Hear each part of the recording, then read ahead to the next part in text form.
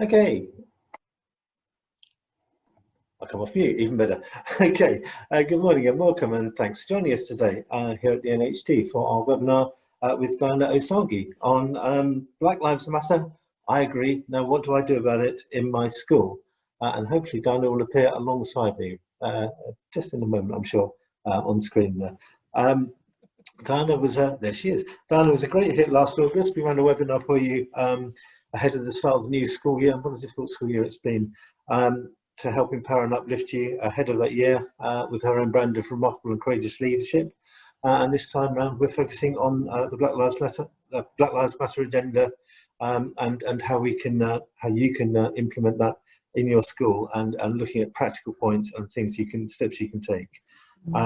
So we're looking at what you can do on a day-to-day basis. Sorry, just misreading my script. Diana will do this so much better than me. Diana is Director of Courageous Leadership and the Academy of Women's Leadership. She's got over 16 years experience leading secondary education, including 6 years as a successful head in a London secondary school. She's, I'm sure can tell you much more about herself than I need to. She's founded the Academy of Women's Leadership, and she's also written the introduction to our book, which is coming out soon, on race equality, which NHT is proud to be putting out there as soon as we can. So I'll just do a quick word on housekeeping, then I'll put you over to Diana as people are filtering in. It's a Zoom call. You know how Zoom calls work now, so you don't need to tell me to tell you that. You're probably not going to appear on screens, probably too many of you, but we may be able to get you up on screen. Otherwise, there's a chat function. Do chat and comment as Diana's doing her presentation, and we'll be running a little poll at the end. And I think that's probably all I need to say. So, Diana, I'm going to be quiet and hand over to you. Brilliant. Thank you, Andy. Morning, everybody. Let's try this, because I am presenting to a whole lot of little black squares, and I want to see your lovely faces, because I know that you're at work, and you know, it's no one sat there in their onesie and their hair rollers today. So let's, oh yes, there we go. Look at that smile on Russell Gray's face. Come on. That's what you want to see on a Tuesday morning. Good morning, Simon. How are you? Simon is waving at me. He's fantastic. There's Kate. Good morning, good morning, good morning. It's good to see you all. Welcome. I'm not going to take up too much of your time, but you do need a pen and paper, all right? Because if you're going to need to write some stuff down. It's not a memory test. You're going to need to write this down, okay? Now, I've had Zoom training, so I'm going to put my CPD to use and work out how to press the buttons. It should do this. I'm there. Miss Smith, could you nod and tell me if you can see the screen? I can see it. So I'm not... good, thank you. Brilliant. As long as someone can see it, I know it's working. All right. Listen, guys, the zeitgeist has changed. The era has changed. We know this. So much has happened on the planet this year, last year, that we will never be the same again. And that is a good thing. So don't let that change elicit fear in you, in your leadership journey, or in your teams. Say to your teams, things have changed. All we need to do is to decide which part of these changes are important to us. That's the leadership decision that you need to make.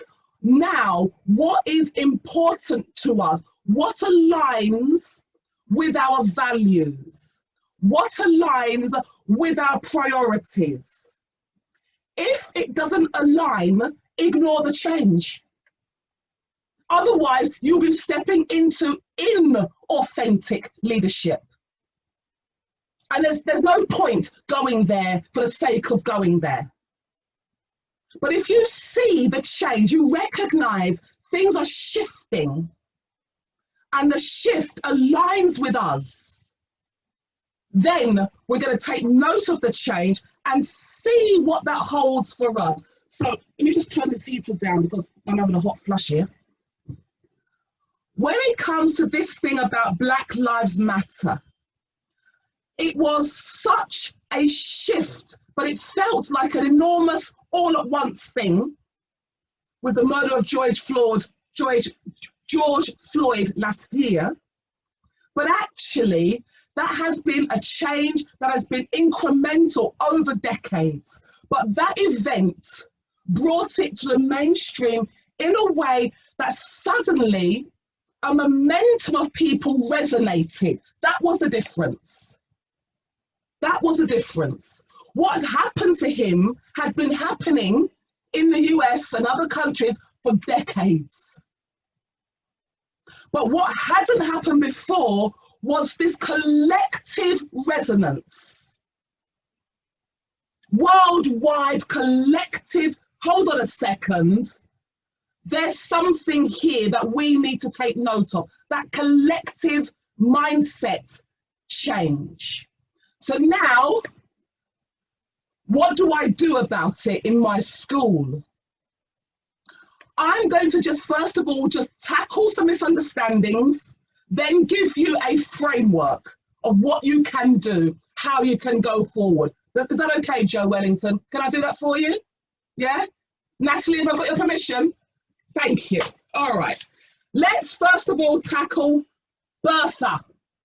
This is Bertha. Bertha is the elephant in the corner of the room having a poo. But nobody wants to deal with Bertha in the room. Everybody just holds their nose, right?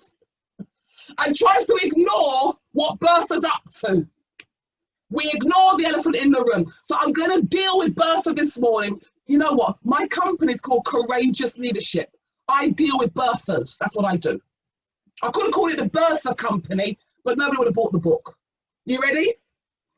Let's clear up Bertha's mess. You will see these things. You will see these images on social media, in books and so on. Sometimes the media and society at large makes the message of Black Lives Matter look like that. That Black Lives Matter, that it means that these lives matter more than other lives, that they matter first, that they matter the most. It's the sign of the fist and the sign of the uprising and the domination of the Black life narrative over other narratives. Sometimes it seems like that. Let's deal with Bertha, shall we? Yeah? Sometimes, and that is scary. That's fearful. How do you hold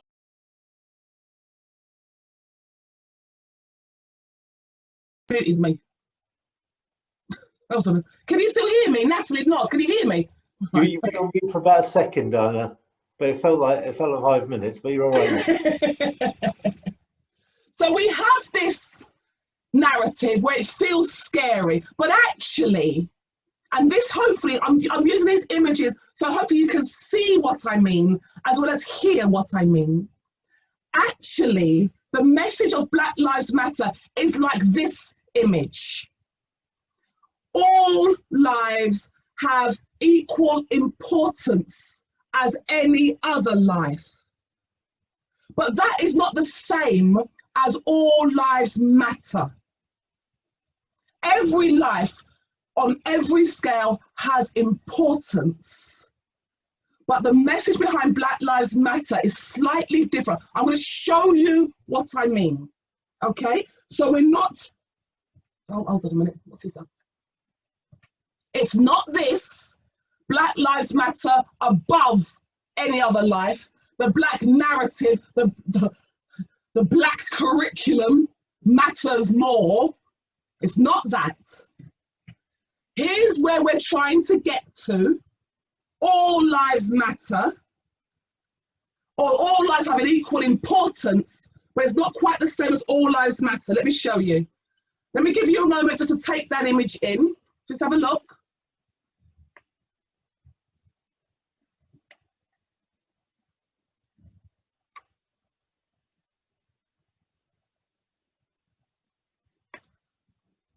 Are you getting where I'm going with this?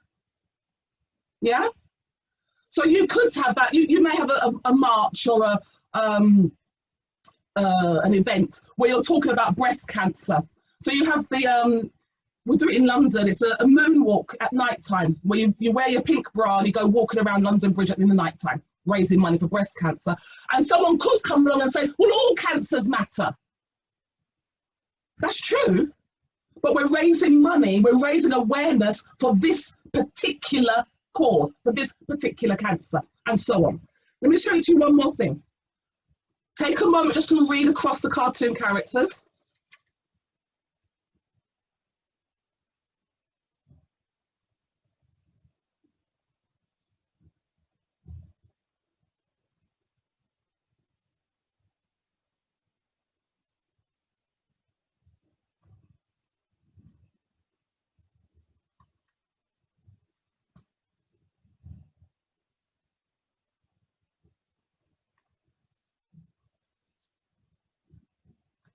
Are we beginning to disperse, Bertha? Yeah? You will, Andy, can I clarify, will they get these slides? If you want them to get these slides, we'll make sure they do, Diana. Very perfect. Just so you can use the imagery when you're talking with your teams. Yeah? Okay, the final one.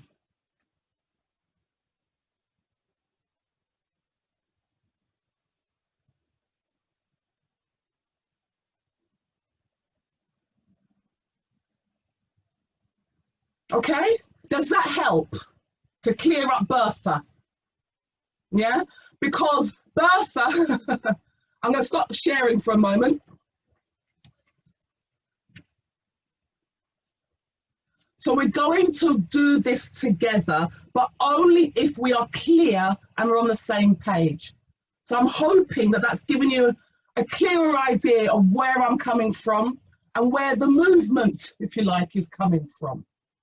Okay, so I'm going to stop sharing now so I can see your lovely faces. All right, good stuff. Okay, so now let's begin and give you a framework or a way of thinking forward.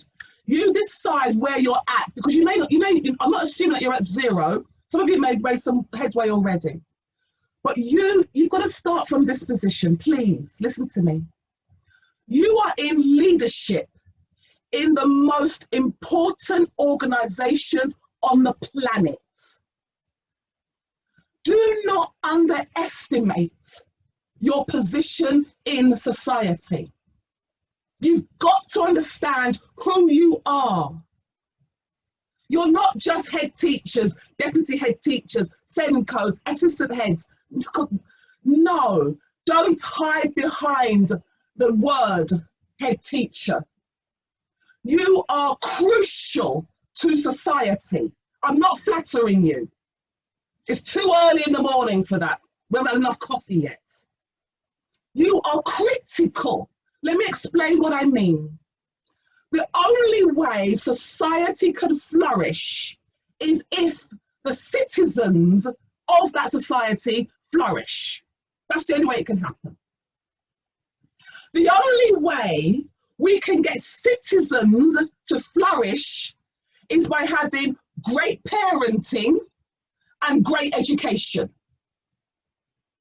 Take away either one of those and it starts to teeter. Go to a country where the education system has failed, you will have a failed state. The country cannot recover until the education system recovers. Are you getting to see how important you are? You lead the education system of the nation. You are critical to society. I'm not flattering you. I'm just telling you the truth so that you understand the value that you have. You are pivotal to the progress of this nation. And therefore, if you add nations up to the world at large, it's that simple. Without you leading schools well, we will have national catastrophe. Simple as that. Catastrophe. So now, I'm just a woman who is courageous enough to deal with Bertha, but also to tell you the truth. Respect is due to you. You're awesome. Andy Douglas is absolutely phenomenal. And so is Wendy. Awesome people. So here's what it is. The agenda of the world is changing. I'm going to give you some strategies now that you can get involved in the change. Here's my first piece of advice. Don't rush. Natalie thought I was going to say something quite profound there. I did. I said, don't rush. Black people are not going anywhere anytime soon. So don't rush. Get it right. I've seen schools have said, quick, help me rewrite this policy. Quick, help me decolonize the curriculum. I'm like, you can't do that in the summer holidays and have it ready, right? And stick a few posters up. It doesn't work. So just take the pressure off yourself, Joe. Don't rush, okay? There's no need to panic. If you build quickly, it turns into candy floss. Candy floss doesn't last. Tastes good in the mouth, doesn't it? Because Simon's had a bit of candy floss in your time, haven't you, Simon? It tastes good in the mouth, but it doesn't last. This is far too important an agenda for us to build candy floss curriculums, candy floss philosophies. Rather than having October as Black History Month, we have the whole year. Just do it the whole year long. That's candy floss. Doesn't last. But let me be clear.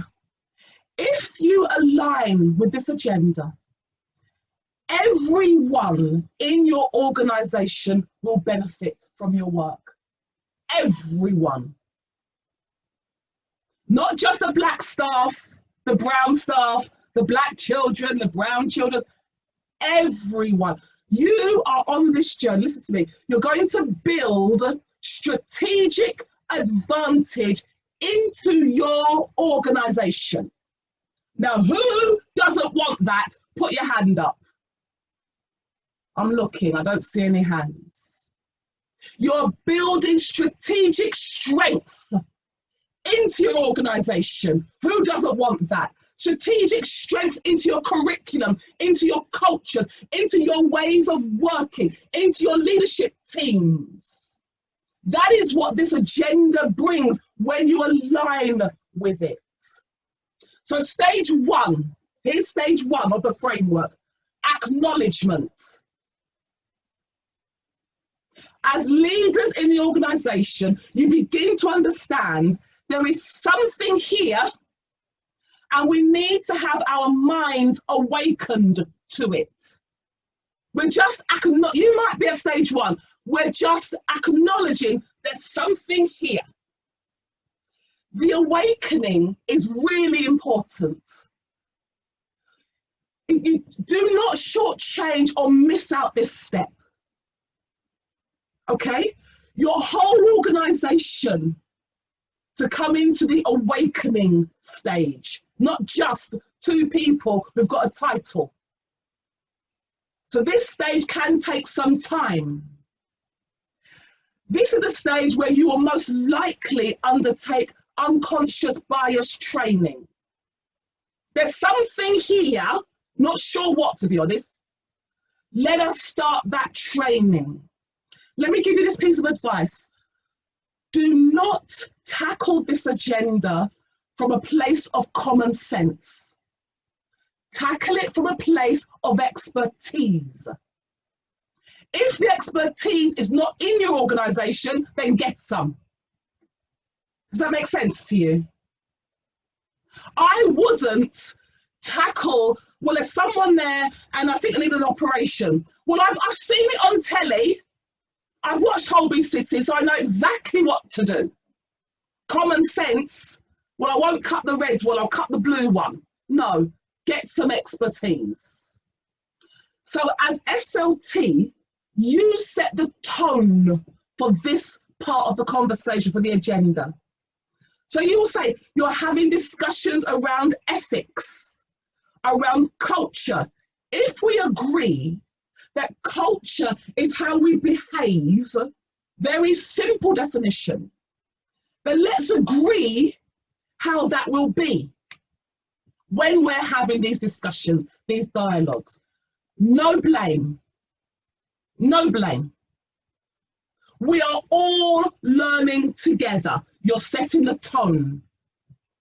We will feel uncomfortable, and that's okay. You as SLT are setting the tone, okay?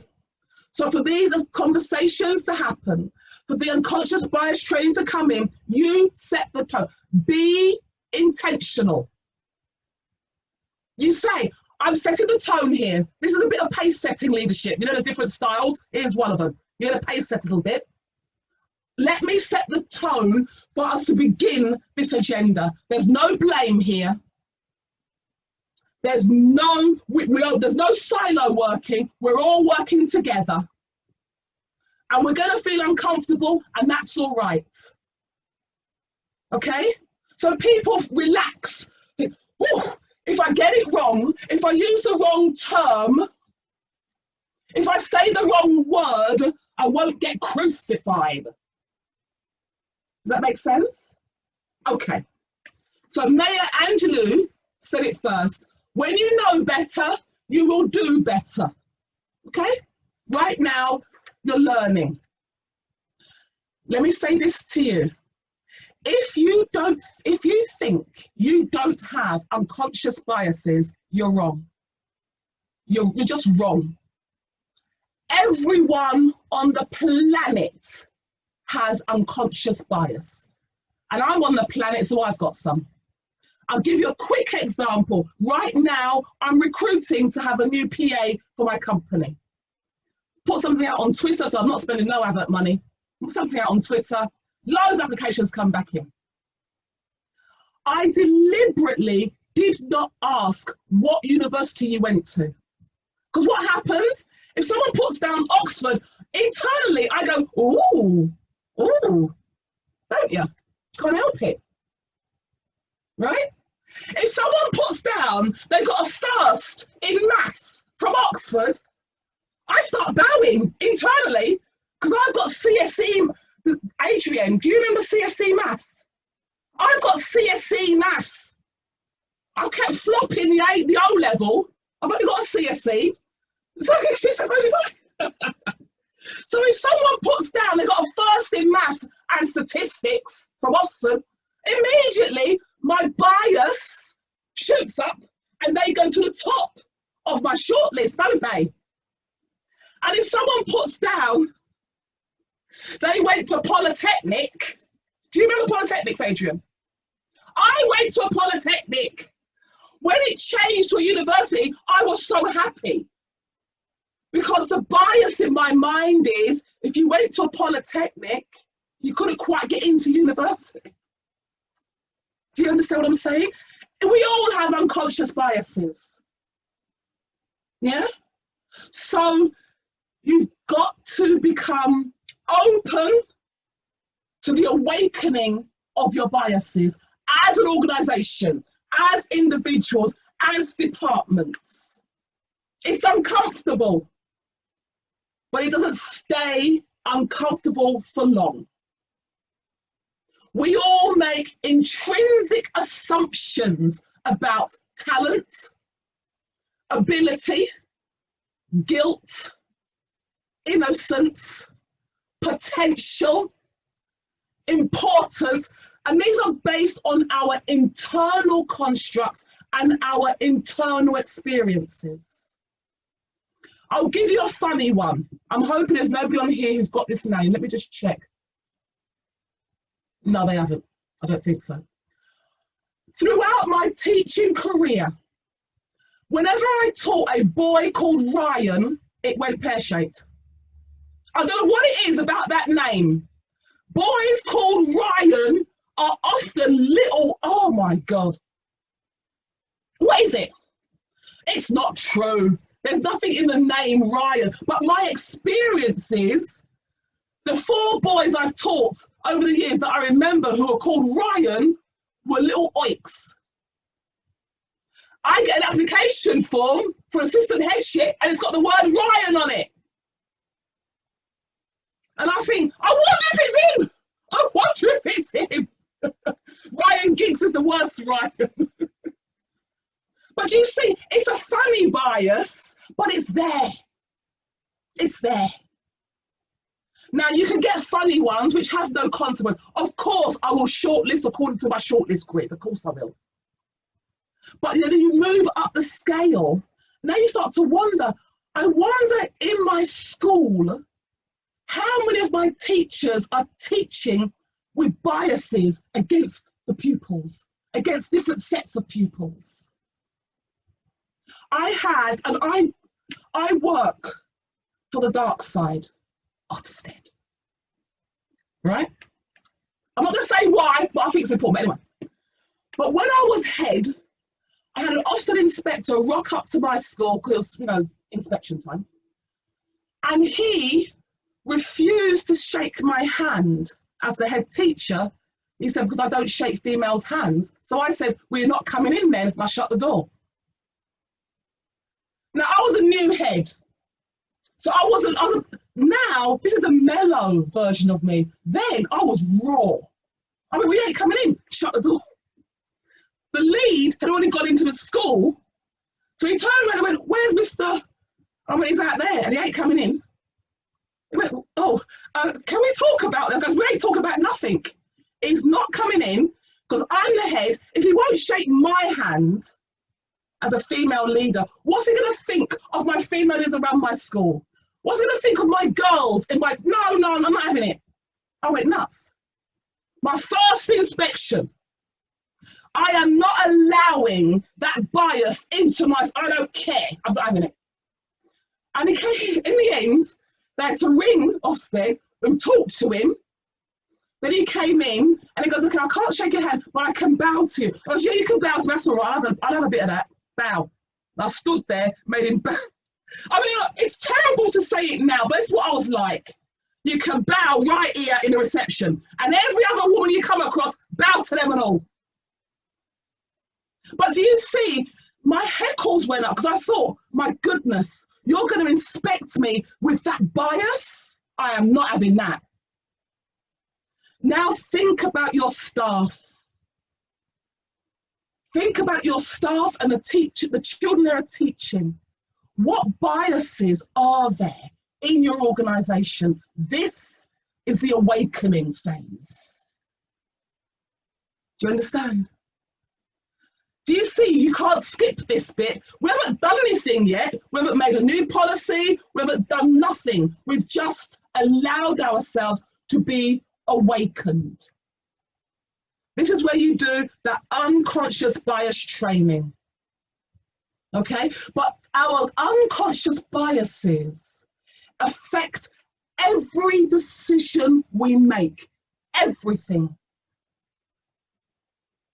From the clothes you wore this morning, there are biases that made you put on green rather than blue, that made you reject the stripy shirt, put on the spotty one.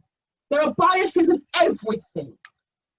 There are biases in the way we implement our curriculum, in what we allow to be taught, in how we allow it to be taught, in when we teach it. I'm ashamed to say it. I used to say, you know what, Friday period 6, I don't care what gets taught. Yeah, shove music there, that's okay. Bias in the curriculum. I would never allow physics to be taught Friday period 6, because in my mind, I'm a scientist, physics comes up. Art, yeah, that can be taught Friday period 6. Bias. Do you see? So everything we have is governed by what we think, and what we think is governed by our biases. Let's do the awakening phase. Then we go to stage 2. Stage 2, I call challenge to change. This is where you've been awakened. You now look at what exists and why. That's the bit, the why. You are open to challenging what may have existed in your organization for eternity. Okay? You can call this objective reflection. At this stage, you invite staff to work with you, committee style, if that works for you. And now it's time to bring expertise alongside you. You cannot see the back of your head. It is very, very hard to see your own mistakes. You don't proofread your own work. Okay? So this is where you bring expertise alongside you. All right, no problem, Susan. So now, charge members of the committee to research and bring back thinking from outside of the organisation. Research expertise. Here, I'm going to give you a little bit of a reading list, so I want to make this really practical for you. Okay? So there's a basics NAHT publication called Diversity and Inclusion. Read it, it's really good, really good. Well, you don't have to read it. You get someone to read it and then pray say it for you. That's how I used to do it. Yeah? Well, tell me what it says, right? Another brilliant piece of work, Tackling Race Inequality in School Leadership. Yeah, evidence from 3 English schools. That was written by Paul Washington Miller. It's a paper, a journal. Tackling Race Inequality in School Leadership. Evidence from 3 English schools, Paul Washington Miller. We're just researching, we're not doing anything yet. We haven't got to the doing phase. And then Diversity in Schools, a Guide for Teachers, Benny Cara. Diversity in Schools, a Guide for Teachers, Benny Cara, B-E-N-N-I-E, Cara, K-A-R-A. We're just reading, okay? You are now getting ready to bring your expert. The first one was the NAHT publication. It's called Diversity and Inclusion. Basics. Is Basics your publishing company, Andy? Andy's gone off for coffee. No, I'm here. I don't know is the short answer. I was actually looking for the link for the Diversity Inclusion booklet, which I'll post if I can get it. Brilliant. Oh, thank you. Yeah, you put the link there. Brilliant. So now you're thinking about bringing your expert in diversity and inclusion to work alongside the senior team. They will help you shape the agenda. They'll help you and they'll challenge you. That's good. Don't be afraid of that. Remember, you cannot see the back of your head. So they will come alongside you and help you to audit your current position. Don't do anything new. Just see where you're at. Okay? Whether that be in the curriculum, whether that be in HR, recruitment and retention, whatever area you're looking at, you bring an expert alongside you to help with that. Okay? So when I said to you before, is this important to you? It's going to cost you some money. Simple as that. It's going to cost you some money. But remember I said to you, everyone benefits because you as a leadership team are now building in strategic advantage. So stage 2 is where you bring the expert in alongside to help you audit your current position. I've given you some readings. Andy, thank you. He's been helpful putting some real links in there. Copy and paste those who've got those. You get a committee together to start that research process. Let that be half a term. Don't rush it. We're not going anywhere. Okay, stage 3. Training to implement the changes. Okay, training to implement the changes. This is stage 3 now. Now we start doing things. All right? Some areas will dovetail with your school priorities. Others will be a new venture for you as a leadership team and for your organisation. Again, it is wise to have an expert working alongside you.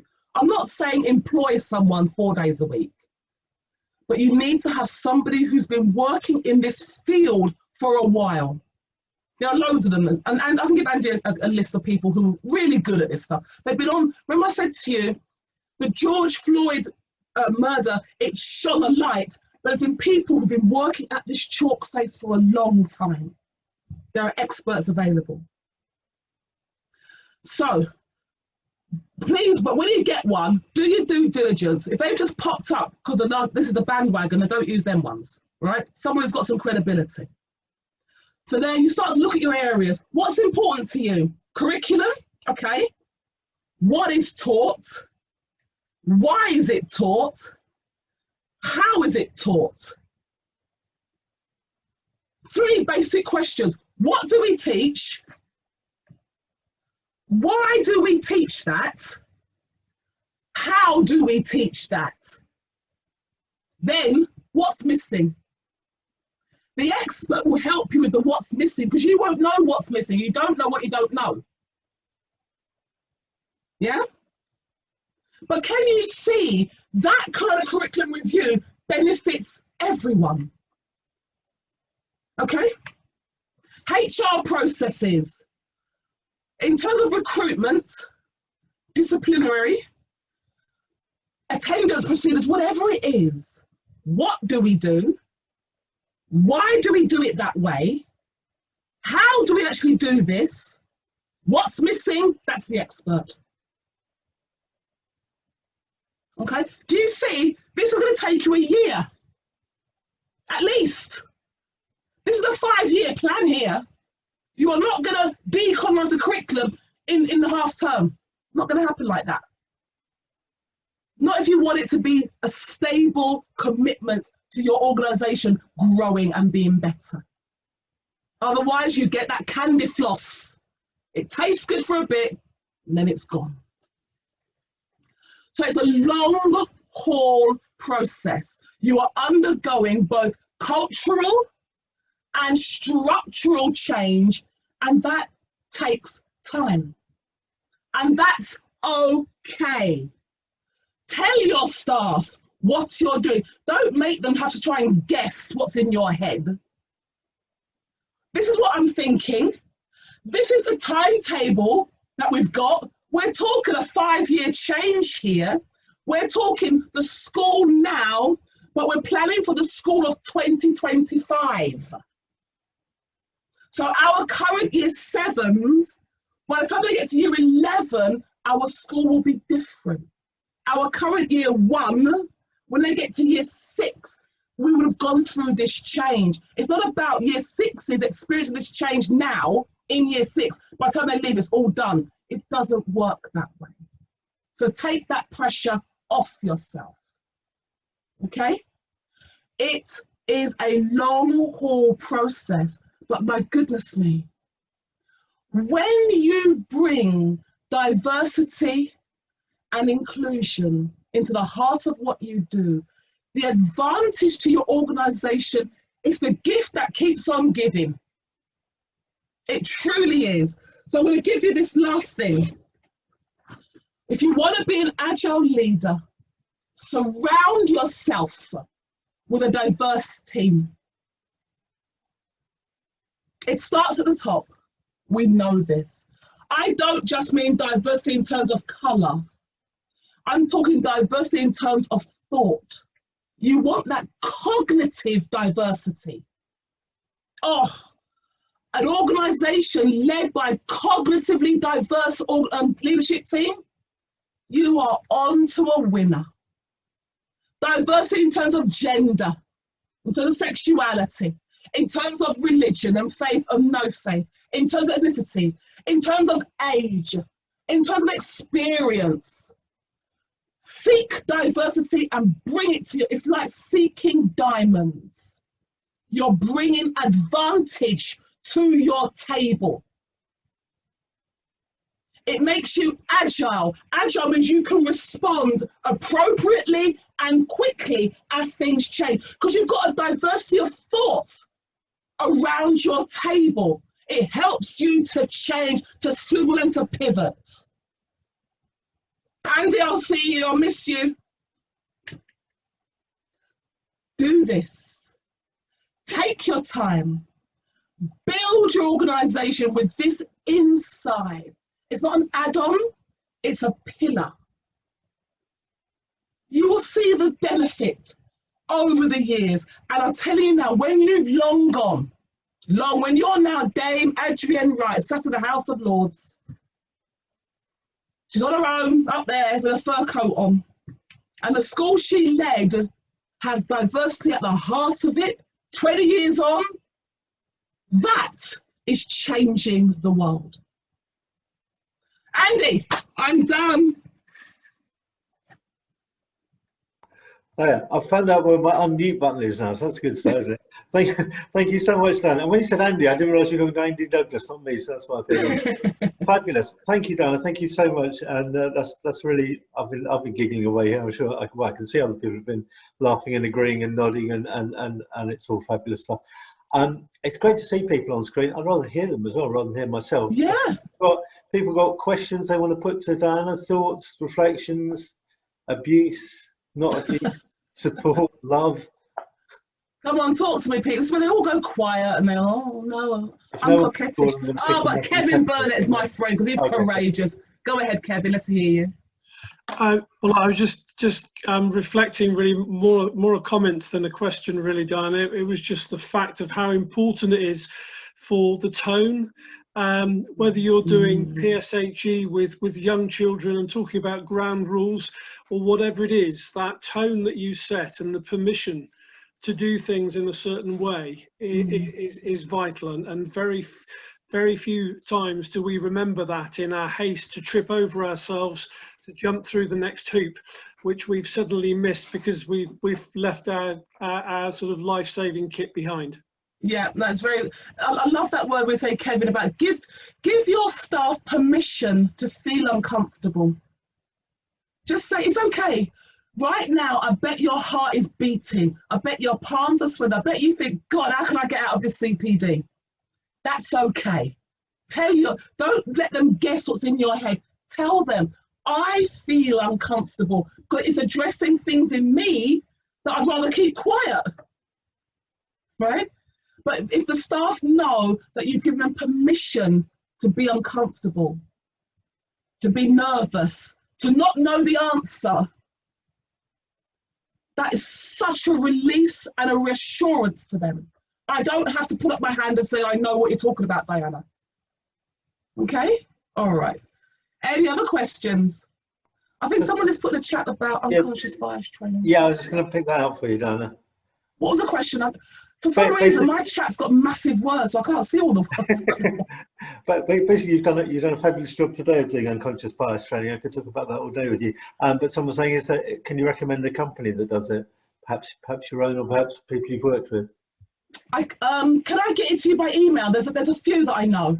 Yeah, if you drop us a line, Diana, what we'll do, we'll send your slides, we'll send the links to the I'll get to you by email. Training at that point. A lot of them are online, to be honest, because it's an awareness piece. So you just put the buttons in. I can also take the opportunity, because I saw Natalie Pettifer was there, and she'll keep me if I don't, to plug the NHT book that's coming out soon. I'm not quite sure when, we're still getting clearances on it. It's called You Are Not Alone, Leaders for Race Equality. And it's as the title implies, it's I think about 13 school leaders have all written sections on their take on equality, and the introduction's written by someone called Diana Osagie. So there you are. So I'm sure. So what better affirmation could you want for than that? Zalik, have you got your hand up, or is that just a mistake? I do. Morning, Diana. Morning, everybody. Good morning. I just wanted to say it's so refreshing to hear this. In my school, we started the process, and just to take a step back and look at the stages and really put in place a a meaningful plan that's going to be long term, rather than trying to rush something in now. It's really important, because ultimately we want it to be something that lives on, like a legacy, rather than something we're just doing for now. So thank you for that. Oh, you're welcome. Absolutely. This is one thing. Do not do this for Ofsted, all right? Don't let anyone tell you there's a box you must tick in this regard. Just don't do that, okay? Do this because you think it's important for your organisation. Yeah, there's no other reason. Otherwise, leave it alone. Because it'll be inauthentic, and staff will see straight through it. They won't buy into it, and it'll be a waste of time. Yeah, okay. Any more for any more? No, Salika's still got. I know Salika's hand has now gone down because she's already spoken to us. Yeah. Okay. I think that's everyone else. I'm sure people have got 101 things they want to say to you, and I'm sure you've got 2002 things you probably want to say back to them. I am old enough to remember CSEs and Polytechnics. Do you remember? Which is a bit scary, but anyway, let's not go there.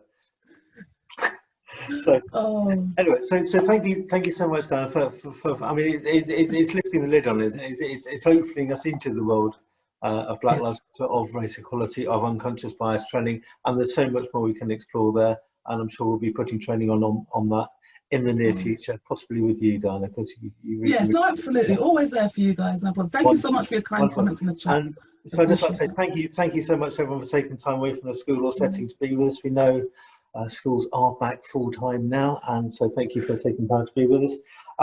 If you want to get in touch with us, do contact us here at the NHT. The email is probably the best one, is events@nht.org.uk. If you've got any questions for us or to feed through to Diana, do have a look at the website for details of membership and the NHT Wellness and Protect service and any training that we can put together for you. That'd be great. Coming up, we've got a course tomorrow on financial transparency. Then it's Easter coming up, and we're going to have a break from CPD as well. I'll let you all have hopefully a proper break.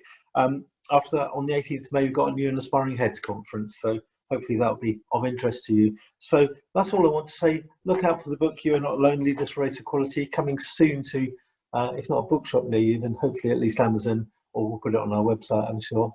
And that's all I want to say, really, apart from thank you again to Diana. Diana, would you like to say a few words to take us out of the room? All I'm going to say to you is, listen, we have been through some trauma, right? I mean, I don't know if you've noticed, there's been like this little pandemic thing going on. Traumatic. What I want to say to you is take the time to heal as a leader from the trauma you've experienced. Don't ignore the depth of what's happened to us as a profession. What you want is to heal. You may still have a scar. I've got loads of leadership scars, but they don't hurt anymore. They just remind me of what happened, but I don't pick at them. They're not weeping. I'm not hurt any longer. It's just a scar. If you are finding it hard to recover from the trauma you've experienced, get help. I'm telling you now, get support and help for yourself as the leader. We can't afford for you guys to go under. Okay? You're that important that you must address the trauma you've been through personally. And if you need it, pursue support for yourself. Tell your governors, I need this support, you're paying for it. End of. Okay? Come back after Easter with a support plan in place for your health, for your well-being, personal, and the governors have to pay for it. You're that important. Before anything else, I want to see you fit, healthy, and well. So you soon? Next time? I'm sure we will. Okay, thank you so much, Anna. Thank you. Bye-bye now. Look after yourselves. Have a good Easter break, and we'll see you soon. Cheers. Thank you very much. Take care. Bye-bye. Thank you.